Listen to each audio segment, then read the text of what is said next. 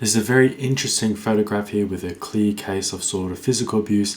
And so I want to talk about what I see in this image and then move on to how I feel and what I would do as a teacher in this sort of scenario of bullying, which I'm assuming. So if I take a look at what's literally in the image, in the background, I see a bunch of blue lockers. So it sort of suggests that we're in a school classroom or a school hallway setting. In the midground, we see two subjects. One is sort of being physically and verbally abused, it seems like, by another kid and pushed against the lockers.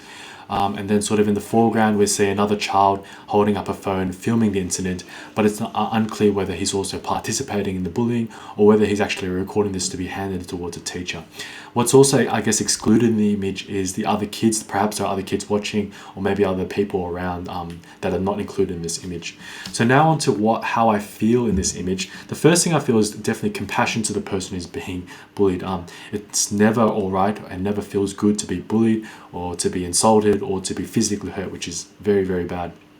And so I feel sorry for the kid, and we know that kids who are bullied, it's very, very bad on their mental health, on their self-esteem, on their identity, and it can affect their performance right now at school, but also in the future when they go for jobs and things like that. And so I'm very worried and concerned about this kid's well-being. I'm reminded of my time working 3 years as a support worker for Riverlink Disability Services with kids who have autism. And often when I talk with these kids on camps, they tell me about their time at school and how they really don't like it, some of them at least, who are bullied because of their disability. And it's quite sad because you can tell it really takes a big impact on their self-esteem. And they actually do enjoy coming to camp where it's a place where they're not being bullied and they realize that they have worth as human beings and that they're fun people to be around and hang around. So what I'll do as a teacher in this scenario with the kid is I'll just bring them inside, comfort them, reassure them that they're okay, and that that they're good people, and sort of ask what happened, what led to the incidents. I'd obviously have to alert the parents. It seems like it's a serious sort of case of bullying. Let them know, see if this is a repeated incident, and then look towards other services that the child might need. For example, counselling services or whatever the case may be. I want to now turn my attention to the bully or the person pushing this kid against the lockers.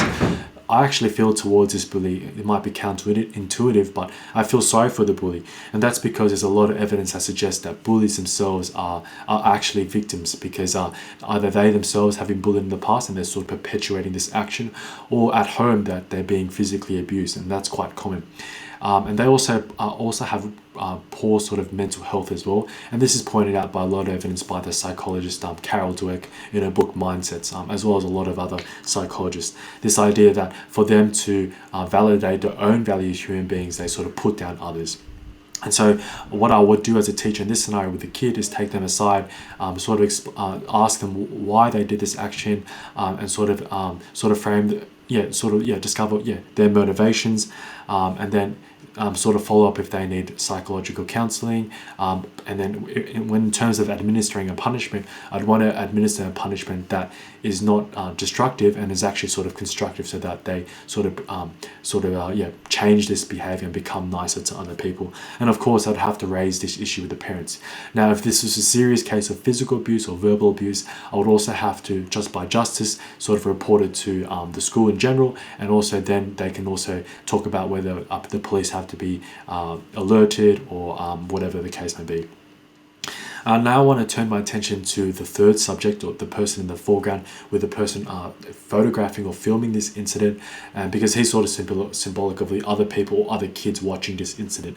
And I'm worried for the other kids watching, and because I don't want this to be a thing at the school where bullying is okay. If needs be, I probably have to call a meeting with the teachers and sort of maybe think about having an assembly where we sort of reinforce the idea that bullying is not tolerated at this school and that bullying is not okay, and then to sort of reinforce that there are punishments for this sort of thing, because we don't want to promote this idea that bullying is okay. And that we just sort of let it slide at this school. I'm reminded of our time when I was in my basketball team. There was a member of the team who was being bullied because he was playing poorly, and the whole school sort of got into it. But then when the school quickly had an assembly and said, these are the punishments for this, we're going to have after school detentions, and anyone who's going to do this, they're going to be punished severely, it quickly put a stop to the bullying. And I think that's a quick action as myself as a teacher needs to make